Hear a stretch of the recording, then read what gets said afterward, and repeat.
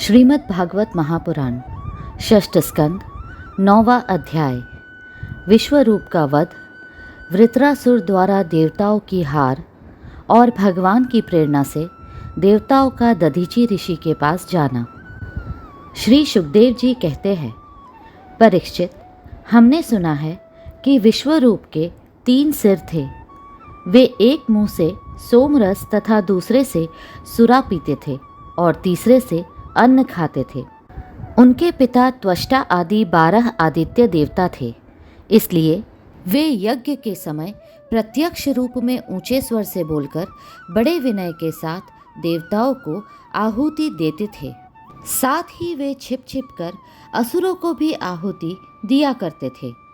उनकी माता असुर कुल की थी, इसलिए वे मातृस्नेह के वशीभूत होकर यज्ञ करते समय उस प्रकार असुरों को भाग पहुंचाया करते थे। देवराज इंद्र ने देखा कि इस प्रकार वे देवताओं का अपराध और धर्म की ओट में कपट कर रहे हैं। इससे इंद्र डर गए और क्रोध में भरकर उन्होंने बड़ी फुर्ती से उनके 3 सिर काट लिए। विश्वरूप का सोमरस पीने वाला सिर पपीहा, सुरापान करने वाला गौरैया और अन्न खाने वाला तीतर हो गया। इंद्र चाहते तो विश्वरूप के वध से लगी हुई हत्या को दूर कर सकते थे, परंतु उन्होंने ऐसा करना उचित न समझा।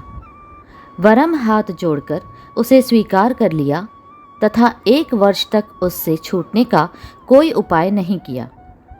तदनंतर सब लोगों के सामने अपनी शुद्धि प्रकट करने के लिए उन्होंने अपनी ब्रह्म हत्या को 4 हिस्सों में बांटकर पृथ्वी, जल, वृक्ष और स्त्रियों को दे दिया। परीक्षित, पृथ्वी ने बदले में यह वरदान लेकर कि जहाँ कहीं गड्ढा होगा वह समय पर अपने आप भर जाएगा, इंद्र की ब्रह्म हत्या का चतुर्थांश स्वीकार कर लिया। वही ब्रह्म हत्या पृथ्वी में कहीं कहीं उसर के रूप में दिखाई पड़ती है। दूसरा चतुर्थांश वृक्षों ने लिया। उन्हें यह वर मिला कि उनका कोई हिस्सा कट जाने पर फिर जम जाएगा। उनमें अब भी गोंद के रूप में ब्रह्म हत्या दिखाई पड़ती है। स्त्रियों ने यह वर पाकर कि वे सर्वदा पुरुष का सहवास कर सके, ब्रह्म हत्या का तीसरा चतुर्थांश स्वीकार कर लिया। उनकी ब्रह्म हत्या प्रत्येक महीने में रज के रूप से दिखाई पड़ती है। जल ने यह वर पाकर कि खर्च करते रहने पर भी निर्झर आदि के रूप में तुम्हारी बढ़ती ही होती रहेगी, ब्रह्म हत्या का चौथा चतुर्थांश स्वीकार किया। फेन, बुदबुद आदि के रूप में वही ब्रह्म हत्या दिखाई पड़ती है, अतएव मनुष्य उसे हटाकर जल ग्रहण किया करते हैं। विश्वरूप की मृत्यु के बाद उनके पिता त्वष्टा, हे इंद्र शत्रु, तुम्हारी अभिवृद्धि हो और शीघ्र से शीघ्र तुम अपने शत्रु को मार डालो। इस मंत्र से इंद्र का शत्रु उत्पन्न करने के लिए हवन करने लगे। यज्ञ समाप्त होने पर अन्वाहार्य पचन नामक अग्नि अर्थात दक्षिणाग्नि से एक बड़ा भयावह दैत्य प्रकट हुआ।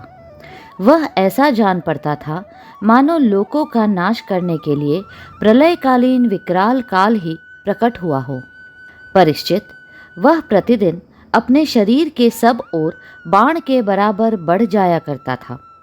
वह जले हुए पहाड़ के समान काला और बड़े डील डोल का था। उसके शरीर में से संध्याकालीन बादलों के समान दीप्ति निकलती रहती थी।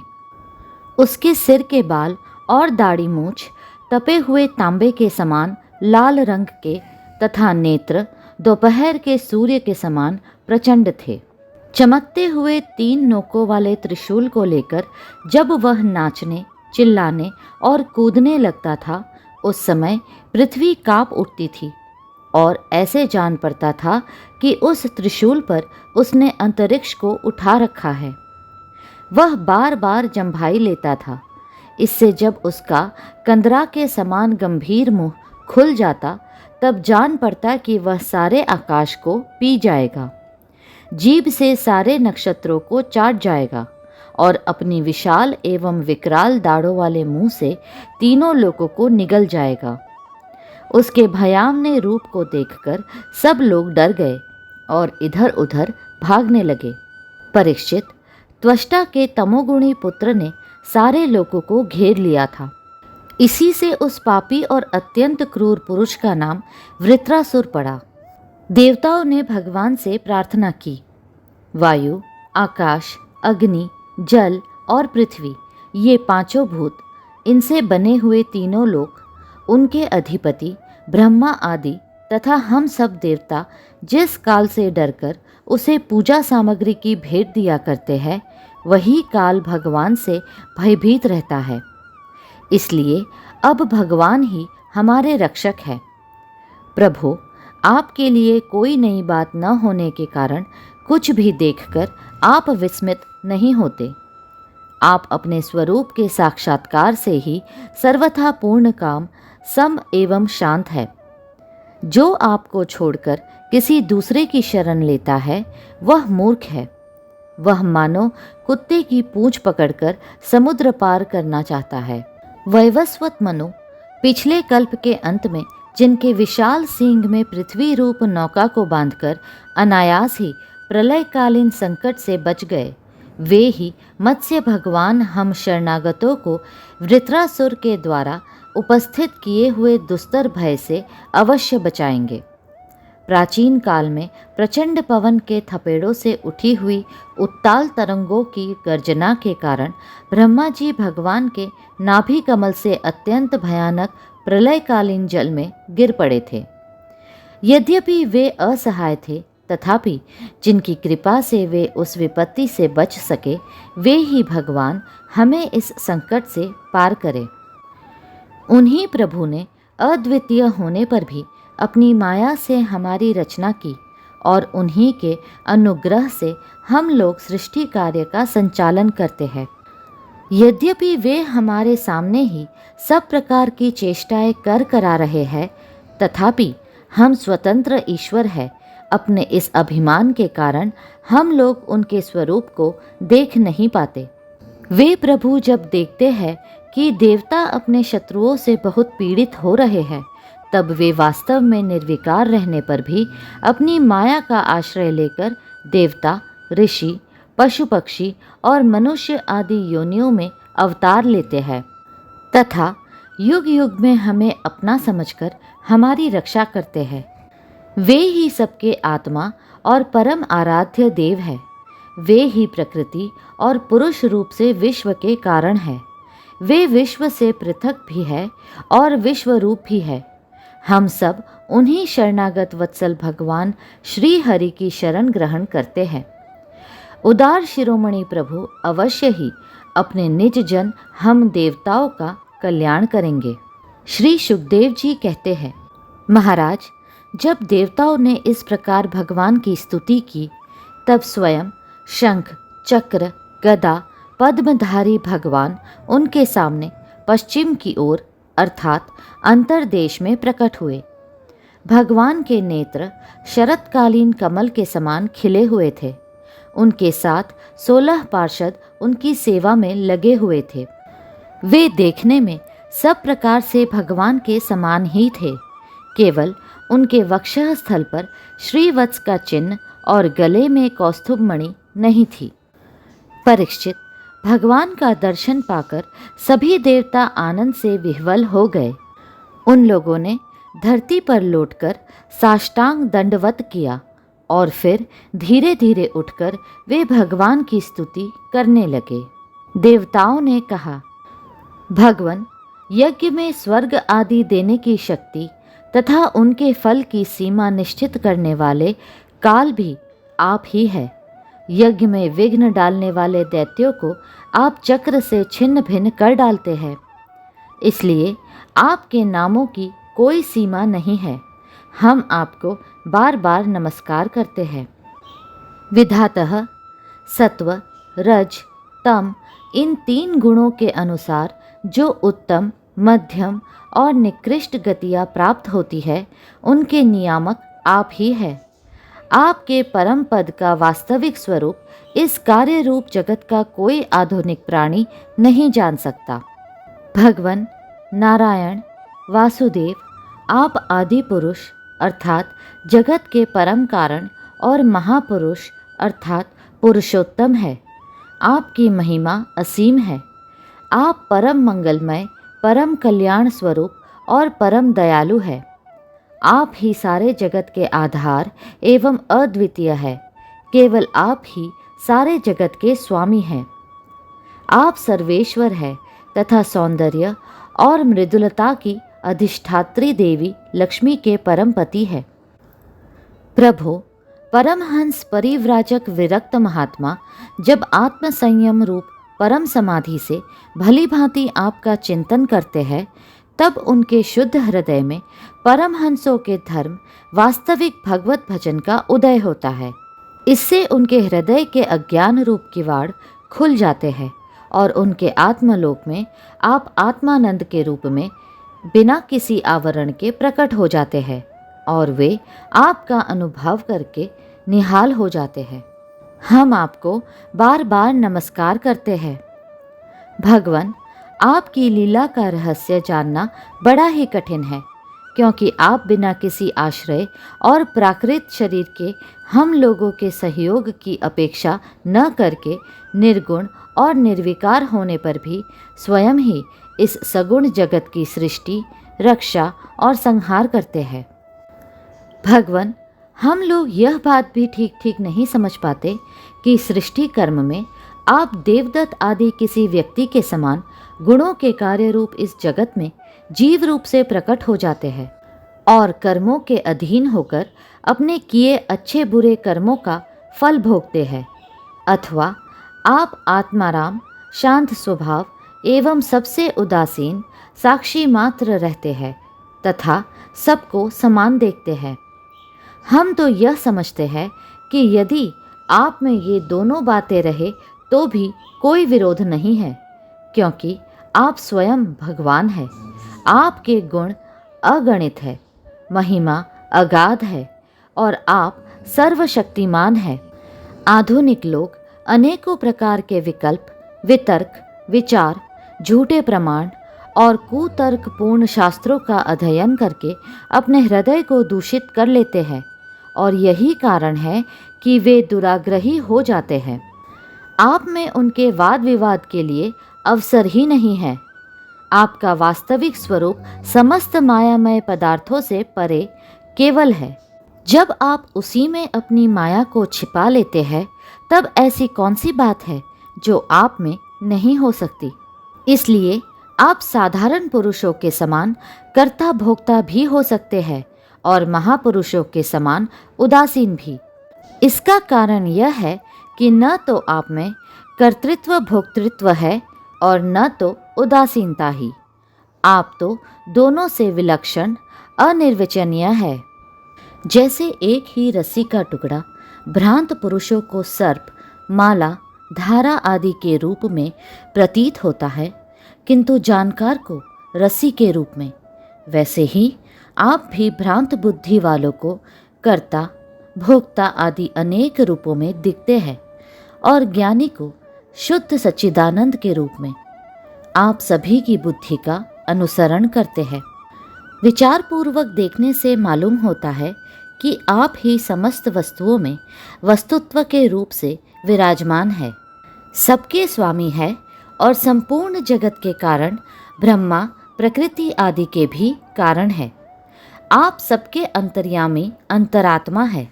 इसलिए जगत में जितने भी गुण दोष प्रतीत हो रहे हैं, उन सब की प्रतीतियाँ अपने अधिष्ठान स्वरूप आपका ही संकेत करती है और श्रुतियों ने समस्त पदार्थों का निषेध करके अंत में निषेध की अवधि के रूप में केवल आपको ही शेष रखा है। मधुसूदन, आपकी अमृतमयी महिमा रस का अनंत समुद्र है। उसके नन्हे से सिकर का भी अधिक नहीं, एक बार भी स्वाद चख लेने से हृदय में नित्य निरंतर परमानंद की धारा बहने लगती है। उसके कारण अब तक जगत में विषय भोगों के जितने भी लेश मात्र, प्रतीति मात्र सुख का अनुभव हुआ है या परलोक आदि के विषय में सुना गया है, वह सब का सब जिन्होंने भुला दिया है, समस्त प्राणियों के परम प्रियतम, हितैषी, सुहृद और सर्वात्मा आप ऐश्वर्य निधि परमेश्वर में जो अपने मन को नित्य निरंतर लगाए रखते और आपके चिंतन का ही सुख लूटते रहते हैं, वे आपके अनन्य प्रेमी परम भक्त पुरुष ही अपने स्वार्थ और परमार्थ में निपुण है। मधुसूदन, आपके वे प्यारे और सुरहद भक्तजन भला आपके चरण कमलों का सेवन कैसे त्याग सकते हैं, जिससे जन्म मृत्यु रूप संसार के चक्कर से सदा के लिए छुटकारा मिल जाता है। प्रभु, आप त्रिलोकी के आत्मा और आश्रय है। आपने अपने 3 पगों से सारे जगत को नाप लिया था और आप ही तीनों लोकों के संचालक हैं। आपकी महिमा त्रिलोकी का मन हरण करने वाली है।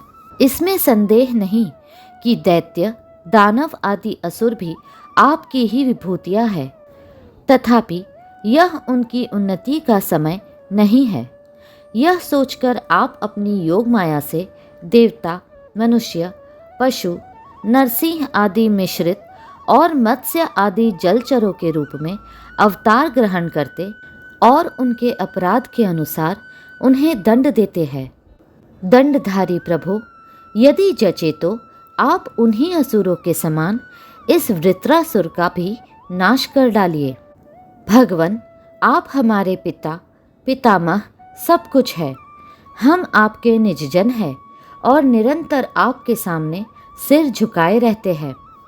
आपके चरण कमलों का ध्यान करते करते हमारा हृदय उन्हीं के प्रेम बंधन से बंध गया है। आपने हमारे सामने अपना दिव्य गुणों से युक्त साकार विग्रह प्रकट करके हमें अपनाया है। इसलिए प्रभु, हम आपसे यह प्रार्थना करते हैं कि आप अपनी दया भरी, विशद, सुंदर और शीतल मुस्कान युक्त चितवन से तथा अपने मुखारविंद से टपकते हुए मनोहर वाणी रूप सुमधुर सुधा बिंदु से हमारे हृदय का ताप शांत कीजिए, हमारे अंतर की जलन बुझाइए। प्रभु, जिस प्रकार अग्नि की ही अंशभूत चिंगारियाँ आदि अग्नि को प्रकाशित करने में असमर्थ है, वैसे ही हम भी आपको अपना कोई भी स्वार्थ परमार्थ निवेदन करने में असमर्थ है। आपसे भला कहना ही क्या है, क्योंकि आप संपूर्ण जगत की उत्पत्ति, स्थिति और लय करने वाली दिव्य माया के साथ विनोद करते रहते हैं तथा समस्त जीवों के अंतःकरण में ब्रह्म और अंतर्यामी के रूप में विराजमान रहते हैं। केवल इतना ही नहीं, उनके बाहर भी प्रकृति के रूप से आप ही विराजमान है। जगत में जितने भी देश, काल, शरीर और अवस्था आदि है, उनके उपादान और प्रकाशक के रूप में आप ही उनका अनुभव करते रहते हैं। आप सभी वृत्तियों के साक्षी हैं। आप आकाश के समान सर्वगत है, निर्लिप्त है। आप स्वयं परब्रह्म परमात्मा है। अतएव हम अपना अभिप्राय आपसे निवेदन करें, इसकी अपेक्षा न रखकर जिस अभिलाषा से हम लोग यहाँ आए हैं उसे पूर्ण कीजिए। आप अचिंत्य, ऐश्वर्य संपन्न और जगत के परम गुरु हैं। हम आपके चरण कमलों की छत्र छाया में आए हैं, जो विविध पापों के फलस्वरूप जन्म मृत्यु रूप संसार में भटकने की थकावट को मिटाने वाली है। सर्वशक्तिमान श्री कृष्ण, वृत्रासुर ने हमारे प्रभाव और अस्त्र शस्त्रों को तो निगल ही लिया है, अब वह तीनों लोकों को भी ग्रस रहा है। आप उसे मार डालिए। प्रभु, आप शुद्ध स्वरूप, हृदय स्थित शुद्ध ज्योतिर्मय आकाश, सबके साक्षी, अनादि, अनंत और उज्ज्वल कीर्ति संपन्न है। संत लोग आपका ही संग्रह करते हैं। संसार के पथिक जब घूमते घूमते आपकी शरण में आ पहुँचते हैं, तब अंत में आप उन्हें परमानंद स्वरूप अभीष्ट फल देते हैं और इस प्रकार उनके जन्म जन्मांतर के कष्ट को हर लेते हैं। प्रभु, हम आपको नमस्कार करते हैं। श्री सुखदेव जी कहते हैं, परीक्षित, जब देवताओं ने बड़े आदर के साथ इस प्रकार भगवान का स्तवन किया, तब वे अपनी स्तुति सुनकर बहुत प्रसन्न हुए तथा उनसे कहने लगे। श्री भगवान ने कहा, श्रेष्ठ देवताओं, तुम लोगों ने स्तुति युक्त ज्ञान से मेरी उपासना की है, इससे मैं तुम लोगों पर प्रसन्न हूँ। इस स्तुति के द्वारा जीवों को अपने वास्तविक स्वरूप की स्मृति और मेरी भक्ति प्राप्त होती है। देव शिरोमणियों, मेरे प्रसन्न हो जाने पर कोई भी वस्तु दुर्लभ नहीं रह जाती। तथापि मेरे अनन्य प्रेमी तत्ववेत्ता भक्त मुझसे मेरे अतिरिक्त और कुछ भी नहीं चाहते। जो पुरुष जगत के विषयों को सत्य समझता है, वह नासमझ अपने वास्तविक कल्याण को नहीं जानता। यही कारण है कि वह विषय चाहता है, परंतु यदि कोई जानकार उसे उसकी इच्छित वस्तु दे देता है तो वह भी वैसा ही नासमझ है। जो पुरुष मुक्ति का स्वरूप जानता है, वह अज्ञानी को भी कर्मों में फंसने का उपदेश नहीं देता। जैसे रोगी के चाहते रहने पर भी सवैद्य उसे कुपथ्य नहीं देता। देवराज इंद्र, तुम लोगों का कल्याण हो। अब देर मत करो, ऋषि शिरोमणि दधीची के पास जाओ और उनसे उनका शरीर, जो उपासना, व्रत तथा तपस्या के कारण अत्यंत दृढ़ हो गया है, मांग लो। दधीची ऋषि को शुद्ध ब्रह्म का ज्ञान है। अश्विनी कुमारों को घोड़े के सिर से उपदेश करने के कारण उनका एक नाम अश्वशीर भी है। यहाँ पाद पंक्ति में यह कथा इस प्रकार है। दधीची ऋषि को प्रवर्ग्य अर्थात यज्ञ कर्म विशेष और ब्रह्म विद्या का उत्तम ज्ञान है। यह जानकर एक बार उनके पास अश्विनी कुमार आए और उनसे ब्रह्म विद्या का उपदेश करने के लिए प्रार्थना की। दधीची मुनि ने कहा, इस समय मैं एक कार्य में लगा हुआ हूँ, इसलिए फिर किसी समय आना। इस पर अश्विनी कुमार चले गए। उनके जाते ही इंद्र ने आकर कहा, मुने, अश्विनी कुमार वैद्य है, उन्हें तुम ब्रह्म विद्या का उपदेश मत करना। यदि तुम मेरी बात न मानकर उन्हें उपदेश करोगे तो मैं तुम्हारा सिर काट डालूंगा। जब ऐसा कहकर इंद्र चले गए, तब अश्विनी कुमारों ने आकर फिर वही प्रार्थना की। मुनि ने इंद्र का सब वृतांत सुनाया। इस पर अश्विनी कुमारों ने कहा, हम पहले ही आपका यह सिर काटकर घोड़े का सिर जोड़ देंगे, उससे आप हमें उपदेश करें, और जब इंद्र आपका घोड़े का सिर काट देंगे तब हम फिर असली सिर जोड़ देंगे। मुनि ने मिथ्या भाषण के भय से उनका कथन स्वीकार कर लिया। इस प्रकार अश्वमुख से उपदेश की जाने के कारण ब्रह्म विद्या का नाम अश्वशिरा पड़ा। उनकी उपदेश की हुई आत्मविद्या के प्रभाव से ही दोनों अश्विनी कुमार जीवन मुक्त हो गए। अथर्ववेदी दधीची ऋषि ने ही पहले मेरे स्वरूपभूत अभेद्य नारायण कवच का त्वष्टा को उपदेश किया था। त्वष्टा ने वही विश्वरूप को दिया और विश्वरूप से तुम्हें मिला। दधीची ऋषि धर्म के परम मर्मज्ञ है। वे तुम लोगों को अश्विनी कुमार के मांगने पर अपने शरीर के अंग अवश्य दे देंगे। इसके बाद विश्वकर्मा के द्वारा उन अंगों से एक श्रेष्ठ आयुध तैयार कर लेना। देवराज, मेरी शक्ति से युक्त होकर तुम उसी शस्त्र के द्वारा वृत्रासुर का सिर काट लोगे। देवताओं, वृत्रासुर के मर जाने पर तुम लोगों को फिर से तेज, अस्त्र शस्त्र और संपत्तियां प्राप्त हो जाएगी। तुम्हारा कल्याण अवश्यम भावी है, क्योंकि मेरे शरणागतों को कोई सता नहीं सकता। अगला अध्याय शीघ्र ही साझा होगा। कृपया करके लाइक, सब्सक्राइब और शेयर करें। हरे कृष्णा कृष्णा कृष्णा